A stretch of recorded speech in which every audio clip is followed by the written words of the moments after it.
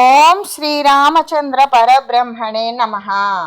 ఓం నమో వశిష్ఠ విశ్వామిత్ర వ్యాస వాల్మీకి సుఖాదిభ్యః. ఓం శుక్లాం భరధరం విష్ణుం శశివర్ణం చతుర్భుజం ప్రసన్నవదనం ధ్యాయేత్ సర్వ విఘ్నోపశాంతయే.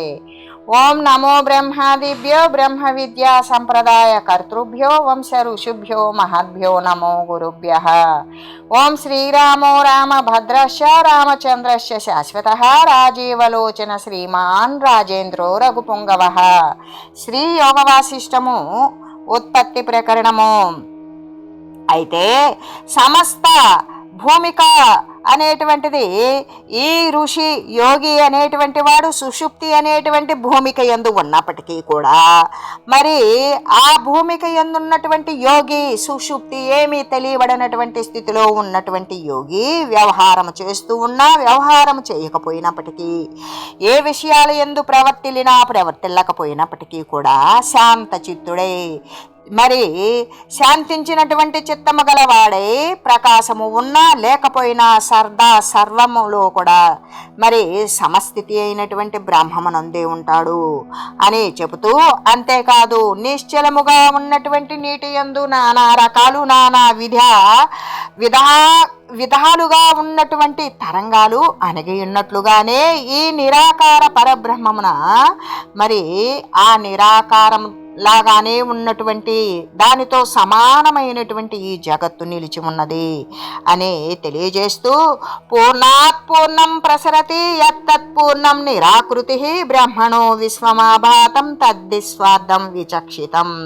పూర్ణ బ్రహ్మము నుండి, బ్రహ్మము అంటే పూర్ణము అంతే సర్వము నిండి ఉన్నటువంటిది, వెలువడేటువంటి ఔపాధిక భేదాలన్నీ కూడా అసలుకి నిరాకారాలే. అంటే పూర్ణ బ్రహ్మము నుండి వెలువడేటువంటి ఉపాధులు, జీవతత్వాలు, జీవులు, దేహధారణలు, సర్వ జగత్ స్వరూపాలు, విశ్వరూపాలు, ఇవన్నీ కూడా ఈ భేదాలన్నీ ఉన్నాయా అంటే అసలు నిరాకారము నుండి ఉత్పన్నమైనది సర్వము నిరాకారమే. అంటే ఆకారము లేని నుండి ఉత్పన్నమైనది ఏది ఆకారము లేనిదే. పూర్ణ బ్రహ్మము నుండి వెలువడింది ఈ జగత్తు కూడా మరి అధికారి శరీర ప్రాప్తిని కలిగించి స్వస్వరూప లాభ ప్రయోజన సిద్ధి కొరకే ఉపయోగపడుచున్నది అని అంచబడుతూ ఉన్నది.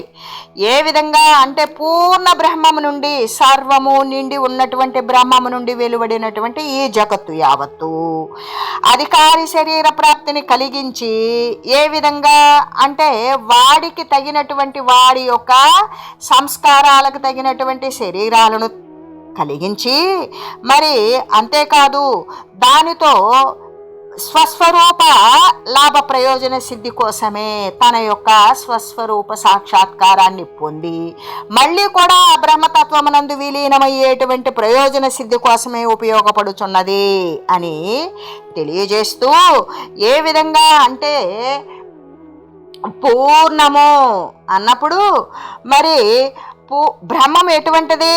పూర్ణము నిండి ఉన్నటువంటిది. పూర్ణము నుండి ఏం పుడుతుంది? పూర్ణమే పుడుతుంది. అంటే బ్రహ్మము నుండి జగత్తు పుట్టినట్లుగానే ఈ బ్రహ్మము పూర్ణమైనప్పుడు జగత్తు కూడా పూర్ణమే అవుతుంది. అయినప్పటికీ కూడా అది పూర్ణముగానే ఉంటూ ఉన్నది. ఏది? ఒకవేళ జగత్తు అనేటువంటిది పుట్టినప్పటికీ కూడా బ్రహ్మము పూర్ణమే అయి ఉంటుంది. ఇక్కడ పూర్ణము నుండి పూర్ణమే పుట్టును అన్నప్పుడు పూర్ణమేది? బ్రహ్మము. పుట్టినదేంటి? జగత్తు. అంటే బ్రహ్మము పూర్ణమే, జగత్తు పూర్ణమే. మరి అక్కడ పూర్ణము నుండి జగత్తు పుట్టింది అన్నప్పుడు పూర్ణము నుండి పూర్ణము పుట్టింది అన్నప్పుడు బ్రహ్మము నుండి జగత్తు పుట్టింది. అయితే ఈ పుట్టింది అది బ్రహ్మమే. పుట్టింది ఎక్కడి నుండి అంటే ఈ జగత్తు బ్రహ్మము కంటే వేరు కాదు కాబట్టి పూర్ణము నుండి పూర్ణమే పుట్టిందంటే బ్రహ్మము నుండి బ్రహ్మమే పుట్టింది అని కూడా చెప్పవచ్చు. అయితే ఆ బ్రహ్మము పూర్ణంగానే ఉంటుంది కాబట్టి ఈ జగత్తు అసలు ఉత్పన్నమే కానిదవుతుంది. ఎందుకు? బ్రహ్మం నుండి బ్రహ్మము పుడితే మరిక జగత్ అనేటువంటిది ఎక్కడ ఉన్నది? అసలు అది ఉత్పన్నమే కాల. ఏది ఉత్పన్నమై ఉన్నదో అది బ్రహ్మమే అయి ఉన్నది, అసలు ఉత్పన్నమే కాలేదు. ఒకవేళ ఉత్పన్నమయ్యింది అనుకుంటున్నాం, ఆ అనుకున్నదేంటి? అది ఆ బ్రహ్మమే అయ్యున్నది. అంటే మళ్ళీ ఆ బ్రహ్మతత్వాన్ని పొందడానికే అటువంటి ప్రయోజనాన్ని పొందడానికే ఉపయోగపడుతుంది. కాబట్టి పూర్ణము నుండి పూర్ణము పుడితే బ్రహ్మము నుండి జగత్తు పుట్టింది. బ్రహ్మము పూర్ణమైనప్పుడు పూర్ణము నుండి పూర్ణము పుట్టిందంటే జగత్తు కూడా బ్రహ్మమే.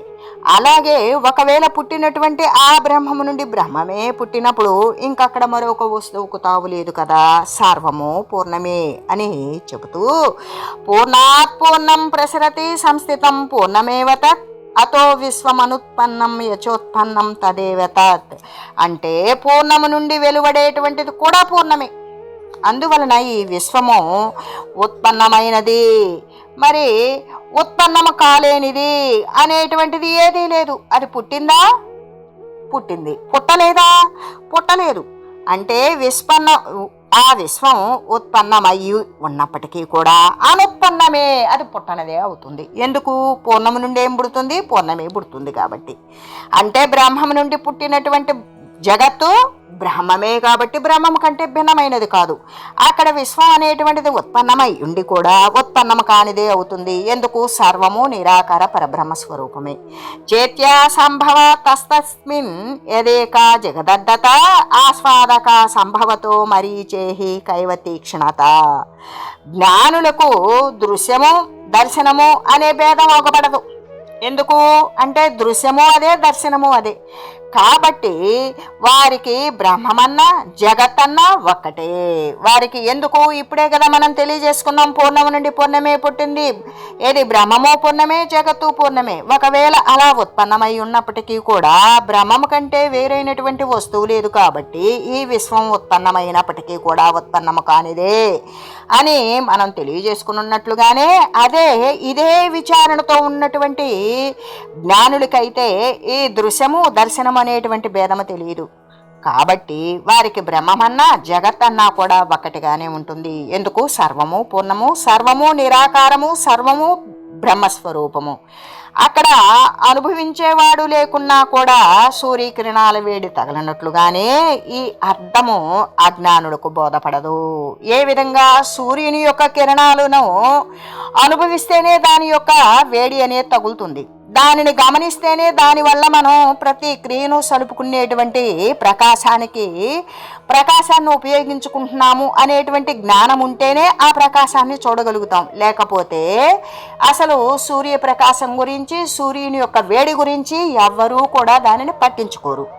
అటువంటిది అంటే ఆ సూర్యకిరణాల వేడి తగలడం లేదు అంటే ఈ అర్థము అంటే సూర్యకిరణాలకు వేడి ఉన్నదా, అది తగులుతున్నదా అంటే ఈ అర్థము ఆ జ్ఞానులకు అసలుకి ఏమాత్రము బోధపడదు. అది ఎంతో ఆత్మతత్వ జ్ఞానము చేత పారమార్థికమైనటువంటి చింతన చేత మాత్రమే బోధపడేటువంటిది. ఏది? జగత్ అనేటువంటిది బ్రహ్మం అనేటువంటిది తేడా లేనటువంటి విషయాన్ని గురించి అని తెలియజేస్తూ సత్యేవేయం అసత్యైవ చేత్యాదిత పరే తద్భావాత్ ప్రతిబింబస్య ప్రతిబింబార్హత కుతః. సత్యమున వలె కనబడేటువంటి ఈ దృశ్య పదార్థాలు, చిత్తము అనేటువంటివి అన్నీ కూడా మిథ్యే. ఏ విధంగా అంటే సత్యములా ఏం కనపడుతుంది? దృశ్య పదార్థాలు, శరీరాలు ఉన్నట్లు, జగత్తు యావత్తు ఉన్నట్లు, విశ్వం విస్తరిల్లినట్లు ప్రతి దాంట్లో కూడా సత్యత్వాన్ని దర్శిస్తూ దానికోసమై పాటుపడుతూ దానికోసం వెంపర్లాడుతూ తన జీవిత కాలమంతా వృధా చేసుకునేటువంటి విషయం దేనివల్ల అది కలుగుతుంది అంటే అసత్యమనందు సత్యభావన కలిగి ఉండడం వల్ల. ఆ దృశ్య పదార్థాలు, కనబడేటువంటి దృశ్య పదార్థాలు, దానిని గురించి ఆలోచన చేసేటువంటి చిత్తము, ఆ చింతించేటువంటి చిత్తము, ఇవన్నీ కూడా అబద్ధమే. కనబడేవి, కనిపించేవి, చేసేవి, చేయబడేవి. కాబట్టి ఇక ప్రతిబింబార్హత అనగా జీవభావము ఎచ్చట నిలబడగలదు. కాబట్టి సత్యములాగా కనబడేటువంటిది అంటే రూపనామ క్రియలకు లోబడినటువంటిది ప్రతిదీ అసత్యమే. ఎందుకు? ఇక్కడ బ్రహ్మము గురించి మనం ఏం చెప్పుకున్నాం? పూర్ణము, లేదా నిరాకారము, లేదు ఆకాశము లాంటిది అని చెప్పుకుంటూ ఉన్నాం. చెప్పుకున్నప్పుడు అక్కడ ఏమున్నది? అక్కడ రూపం లేదు, నామము లేదు, క్రియ లేదు.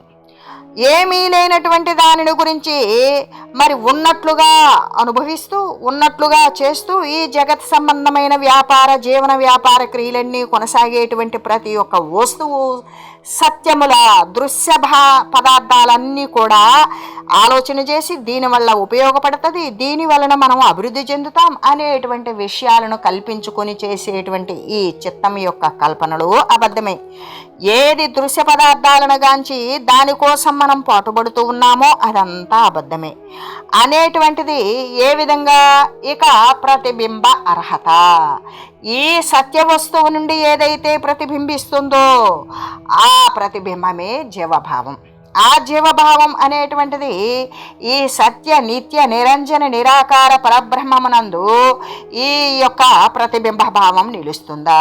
అసత్యమైనటువంటిది సత్యమునందు ఏమాత్రము నిలవదు అని తెలియజేస్తూ, అంతేకాదు పరమాణోరపి పరం తదనీయో హ్యణీయస శుద్ధం సూక్ష్మం పరం శాంతం తదాకాశో దరాదపి దిక్కాలాధ్యనవచ్చిన్న రూపత్వాదతి విస్తృతం తదనాద్యంతమాభాసం భాసనీయ వివర్జితం. ఆ బ్రహ్మము ఎటువంటిది అంటే ఎంత స్వరూపము, ఎంత ఎత్తైనది, దాని యొక్క పరిమాణాన్ని గురించి చెప్తే అణువు కంటే కూడా అణువైనది. ఇక దాని పరిమాణాన్ని చెప్పాలి అంటే అణువు అంటేనే కంటికి గోచరము కానిది, సూక్ష్మాతి సూక్ష్మము. ఆ అణువుల్లో కూడా అణువంట. ఆ అణువైనప్పుడు మరి పోనీ దాని విస్తారం ఎంతది? ఆకాశము కంటే కూడా గొప్పది. ఆకాశం ఎంత గొప్పదని చెప్తాం? మిగిలినటువంటి పృథ్వీ, నీరు, అగ్ని, వాయువుకు కూడా అవకాశం ఇచ్చినటువంటి ఆకాశం కంటే కూడా విశాలమైనది అని చెబుతూ, మరి అది ఎలా ఉంటుంది? శుద్ధమైనది, సూక్ష్మమైనది, ఆకాశ మధ్య దేశం కంటే కూడా ప్రశాంతమైనది. ఆకాశంలో ఏమీ లేదు. ఆకాశానికి వెలుపల మేఘాలు, ఆడంబరాలు, మెరుపులు, పిడుగులు, ఇటువంటివన్నీ కూడా వర్షాలు, ఇవన్నీ కూడా ఆకాశానికి చాలా ఏవలిగా అంటకుండా ఉంటాయి. ఆకాశము అనేటువంటిది దేనిని అంటదు, దానిని ఏవి అంటజాలవు. అటువంటి ఆకాశము ఏ విధంగా ఉంటుంది? ప్రశాంతముగా ఉంటుంది. ఈ వచ్చినట్టుగా కొంత సమయం గడిపి వెళ్ళిపోతాయి. అది వర్షించినప్పుడు, మేఘాలు ఏర్పడినప్పుడు, గాలి ఉన్నట్లుగానో ఇటువంటివన్నీ కూడా ఎలా వస్తాయో అలా వెళ్ళిపోతాయి. అయితే ఆకాశం ఎలా ఉంటుంది? ఎల్లవేళలా ప్రశాంతమే ఉంటుంది. దీనికేమైనా రూపము ఉన్నదా? లేదు. అంతేకాదు, దిక్కు కాలాదుల వలన బంధింపబడదు. అంటే ఏ దిక్కు చేత ఇది బంధించబడదు, ఏ కాలం చేత కూడా ఇది బంధించబడదు. అవ్వడం వలన ఇది దీని యొక్క విస్తృతాన్ని గురించి చెప్పడానికి సాధ్యం కాదు.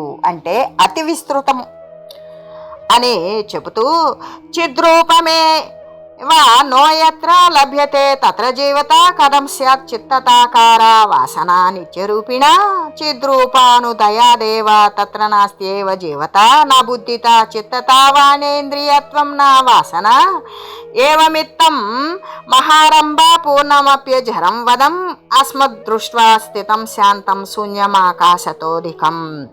ఏ విధంగా ఉన్నది అంటే ఇది అతి విస్తృతం, చాలా విశాలమైనది.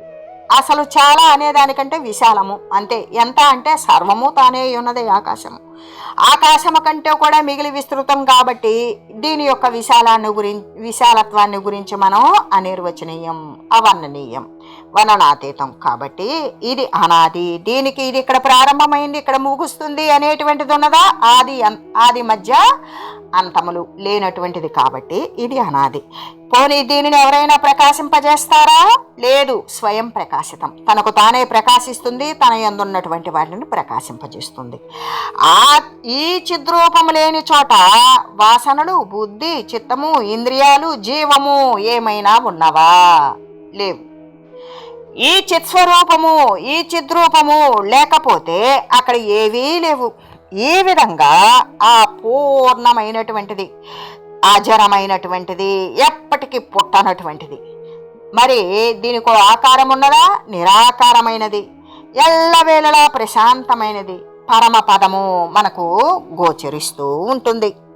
ఈ బ్రహ్మము అనేటువంటిది దేశము, కాలము, వస్తువుల చేత ఇది అపరిచ్ఛిన్నమైన అవడం వల్ల అతి విస్తృతమై ఉన్నది. అంతేకాదు అది ఆద్యంతరహితమై ప్రకాశ రూపమై పరమ ప్రకాశమై. అంటే ఇది ప్రకాశ రూపమా అంటే ప్రకాశము వస్తువు కలిగినది. పోనీ ఇది వస్తువు కలిగినదా, పరప్రకాశము కానిదే, లేక దృశ్యం అనేటువంటిది లేనిది, దేని చేత కూడా ఇది ప్రకాశింపబడేటువంటిది కాదు, అయి అలరారుచూ ఉన్నది. అంతేకాదు ఈ ప్రకారంగా అనేక గొప్ప వ్యవహారాల చేత పరిపూర్ణమై ఉన్నప్పటికీ కూడా నాశరహితమైనటువంటి ఆ బ్రహ్మపదము మా దృష్టి యందు ఆకాశము కంటే కూడా అధికముగా ప్రశాంతముగా అంటే దృశ్య శూన్యముగా ఉంటూ ఉన్నది అని తెలియజేస్తూ, పూర్ణ బ్రహ్మము నుండి వెలువడేటువంటి ఉపాధి భేదాలన్నీ కూడా అసలుకి అవన్నీ మూలములో అన్ని నిరాకారాలే. పూర్ణ బ్రహ్మము నుండి వెలువడిన ఈ జగత్తు కూడా మరి అధికారి తన యొక్క శరీర ప్రాప్తిని కలిగించి స్వస్వరూపమైనటువంటి లాభ ప్రయోజనం కోసమే ఉపయోగపడుచున్నది అని మనం ఎంచవలేను. అంతేకాదు పూర్ణము నుండి పూర్ణమే ఉత్పన్నమైంది. ఇక్కడ బ్రహ్మము పూర్ణము, జగత్తు పూర్ణమే. అందుకు కాబట్టి బ్రహ్మము నుండి జగత్తు అనేది ఉత్పన్నమైనప్పుడు అది పూర్ణమే, ఇది పూర్ణమే అయి ఉన్నప్పటికీ కూడా అది అంటే బ్రహ్మము పూర్ణముగానే ఉండుచూ ఉన్నది. అంటే జగత్తు ఉత్పన్నమైనప్పటికీ కూడా లేదా ఉత్పన్నం కాకపోయినప్పటికీ కూడా బ్రహ్మము పూర్ణమే అయి ఉన్నది. ఉత్పన్నమైనటువంటి ఆ జగత్తు కూడా పూర్ణమే అయి ఉన్నది. అయితే ఆ బ్రహ్మము పూర్ణముగానే ఉండుచూ ఉన్నది కాబట్టి ఈ జగత్తు అసలు ఉత్పన్నమే కానిదే అగుచూ ఉన్నది. ఏది ఉత్పన్నమైనదో అది పరబ్రహ్మ స్వరూపమే అయి ఉన్నది అని చెబుతూ, అంతేకాదు పూర్ణము నుండి వెలువడేది కూడా పూర్ణమే కదా. అందువలన విశ్వము అంటే ఈ ప్రపంచం ఉత్పన్నమయ్యేటువంటిది, ఉత్పన్నము కానటువంటిది అనేది లేదు. ఉత్పన్నమ అయ్యుండి కూడా అది ఉత్పన్నము కానిదే అవుతూ ఉన్నది. జ్ఞానులకు దృశ్యము దర్శనము భేదము అనేటువంటి దాకు పడదు. దృశ్య దర్శనాల భేదం కనబడలేదు కాబట్టి వారికి బ్రహ్మమన్నా జగత్తన్నా ఒక్కటిగానే ఉంటుంది. అనుభవించేవాడు లేకపోతే సూర్యకిరణాలు వేడి తగలనట్లుగానే గమనించకపోతే సూర్యుని యొక్క వేడి ఎవరికి తగలదు కదా. ఈ అర్థము అజ్ఞానులకి మాత్రము బోధపడదు. ఎవరైతే స్వస్వరూప సాక్షాత్కారం కోసం స్వవిచారణ అనేటువంటిది చేస్తారో వారికి మాత్రమే నిరాకార పరబ్రహ్మ వస్తువుని గురించి మరి ఇది పూర్ణము, నిరాకారము, ఇది బ్రహ్మ వస్తువు ఇది అని తెలియజేస్తూ ఉంటుంది. అలాగే సత్యములాగా కనబడేటువంటి దృశ్య పదార్థాలు అన్నీ కూడా చిత్తముతో ఆలోచన చేసినప్పుడు సర్వము అబద్ధ స్వరూపాలే. ఏ విధంగా అంటే సత్యములాగానే కనబడతాయి, కానీ అవన్నీ కూడా సత్యములాగా దేని ద్వారా కనబడతాయి అంటే ఏ చిత్తం యొక్క ఆలోచన క్రమం ఉంటుందో దాని ద్వారా అసత్యమై ఉన్నప్పటికీ కూడా సత్యముగానే గోచరిస్తూ ఉంటాయి. గోచరిస్తూ ఉన్నప్పటికీ కూడా ఇదంతా అబద్ధమే. ఎందుకు అంటే లేనిది. నిరాకార వస్తుతతి నుండి ఉత్పన్నమైనది కూడా నిరాకార వస్తువే. నిరాకారము పరిపూర్ణమై ఉన్నప్పుడు దాని నుండి ఉత్పన్నమైనటువంటి జగత్ సంబంధమైన విశ్వం కూడా నిరాకారమే పూర్ణమే అయి ఉంటుంది. కాబట్టి సర్వము పూర్ణమై ఉన్నప్పుడు మళ్ళీ ఏదో ఒకటి సత్యమని దానికోసం పాటుపడటం, దానికోసం ప్రయత్నించడం అనేటువంటి ఆలోచన క్రమం ఏదైతే ఉన్నదో అది మిథ్యయే. కాబట్టి మిథ్య అయినటువంటి చిత్తము ద్వారా కల్పించేటువంటి ప్రతి ఒక్క ఈ దృశ్య పదార్థాలు కూడా సత్యములా కనిపిస్తూ ఉన్నా కూడా అసత్యమే అయ్యున్నవి. ఇక అంతా నిరాకారమే అయ్యున్నప్పుడు ఇక్కడ ప్రతిబింబ అర్హత అనగా ఇక బ్రహ్మము నుండి వచ్చినటువంటి జగత్ ఆధారమైనటువంటి జయతే లీతే ఇతి గచ్చేత్ అన్నట్లుగానే ఈ యొక్క దేహధారణలు ఉపాధులు జీవులు అనేటువంటి దానికి జీవభావం ఇక్కడ నిలబడుతుందా? సర్వము నిరాకార పరబ్రహ్మ వస్తువు అన్నప్పుడు జగత్తు కూడా పరిపూర్ణమే అయి ఉన్నప్పుడు ఇక అక్కడ ఉండేటువంటిది జీవభావం అనేటువంటిది మరొకటి ఉంటుందా అంటే అది నిలవదు అని చెబుతూ, ఆ బ్రహ్మము అణువు కంటే కూడా అణువు. ఏ విధంగా? అణువు అంటేనే సూక్ష్మం, దానికంటే కూడా మిక్కిలి సూక్ష్మమైనది. పోనీ అంత సూక్ష్మమైనదా అంటే ఆకాశము కంటే కూడా చాలా గొప్పది. ఏ విధంగా ఉంటుంది? శుద్ధము సూక్ష్మము ఆకాశ మధ్య దేశం కంటే కూడా ప్రశాంతంగా ఉంటుంది. దీనికి ఏదైనా రూపం ఉన్నదా? లేనే లేదు. ఇది ఏ దిక్కుల వలన కానీ ఏ కాలము వల్ల కానీ బంధింపబడుతుందా? ఇది తగులుబడుతుందా? ఇది దానివల్ల తగులుకుంటుందా అంటే ఏమాత్రము దేని చేత బంధితము కాదు. ఎందుకు అంటే వాటన్నింటికి మించినది, అతి విస్తృతమైనది. దీనికి ఆది మధ్య అంతము అనేటువంటి ఎటువంటి కాలానుభవము లేదు. దీనికి ప్రారంభం ఎచ్చడా, దీనికి ముగింపు ఎచ్చట అంటే దీనిని గురించి చెప్పలేం కాబట్టి ఇది అనాది. స్వప్రకాశము దేని చేత ప్రకాశింపబడదు, సర్వము తనే ప్రకాశిస్తూ సర్వాన్ని ప్రకాశింపజేసేటువంటిది. ఈ చిద్రూపము లేని చోట మరి వాసనలు, బుద్ధి, చిత్తము, ఇంద్రియాలు అనేటువంటి జీవతత్వాలు, జీవాలు, శరీరాలు, జగత్ సంబంధము ఉన్నాయా? లేవు. ఎందుకు? సర్వము పూర్ణమే అయ్యున్నప్పుడు. అయితే ఇట్లు ఆ పూర్ణమైనది, పుట్టనిది, నిరాకారమైనది, ప్రశాంతమైనటువంటి పరమపదమే మనకు గోచరిస్తూ ఉంటుంది. దేని ద్వారా? కేవలం బ్రహ్మతత్వ విచారణ ద్వారా మాత్రమే.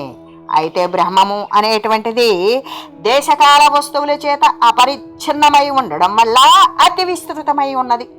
అంతేకాదు అది ఆద్యంతరహితమై ప్రకాశరూపమై మరి పరప్రకాశము లేనిదే, అంటే ఇది ఎప్పటికీ దృశ్యము కానిదే అలరుచూ ఉన్నది. అంతేకాదు ఈ ప్రకారంగా అనేక గొప్ప వ్యవహారాల చేత పరిపూర్ణమై ఉన్నప్పటికీ నాశరహితమైనటువంటి ఆ బ్రహ్మపదము మా దృష్టి యందు ఆకాశము కంటే అధికముగా, ప్రశాంతముగా, శూన్యముగా, అంటే దృశ్యము లేనిది అయి సర్వము పూర్ణమే అయ్యున్నది అని శ్రీ వశిష్ఠదేవులు శ్రీరామచంద్రునికి బోధిస్తూ, ఓం మంగళం శ్రీ గురుదేవాయ మహనీయ గుణాత్మనే సర్వలోక శరణ్యాయ సాధురూపాయ మంగళం. ఓం మంగళం కోసలేంద్రాయ రామాయ రామభద్రాయ చక్రవర్తి తనూజాయ సార్వభౌమాయ జానకీ వల్లభాయ శ్రీరామచంద్రాయ మంగళం. ఓం తత్సత్.